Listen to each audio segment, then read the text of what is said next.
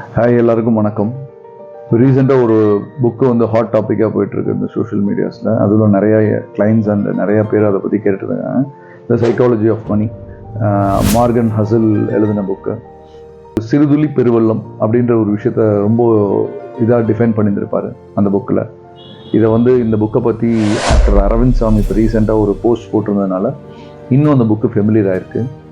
பரவாயில்ல, ரொம்ப நல்ல விஷயம். இது நிறைய பேர்த்து கையில் கிடச்சதுன்னா இன்னும் வெல்த் கிரியேட்டிங் அப்படின்ற விஷயத்த எவ்வளோ சிம்பிளிஃபைடாக பண்ண முடியும் அப்படின்றத சொல்லியிருந்திருப்பாங்க. இதை நான் எதுக்கு சொல்லணும்னு வந்தேன் அப்படின்னா, ரொம்ப நாட்களாகவே ஒரு சிஎஸ்ஆர் ஆக்டிவிட்டியாக நாங்கள் இந்த மாதிரியான விஷயத்த நிறைய பேர்த்துக்கு கொண்டு போயிட்டுருக்கோம். கார்ப்பரேட்ஸ்க்கு, காலேஜஸ்க்கு, இன்றைக்கி வரக்கூடிய யங் இன்வெஸ்டர்ஸ்க்கு எல்லாத்துக்குமே இதை வந்து ஒரு ஆக்டிவிட்டியாக கொண்டு போயிட்டுருக்கேன்.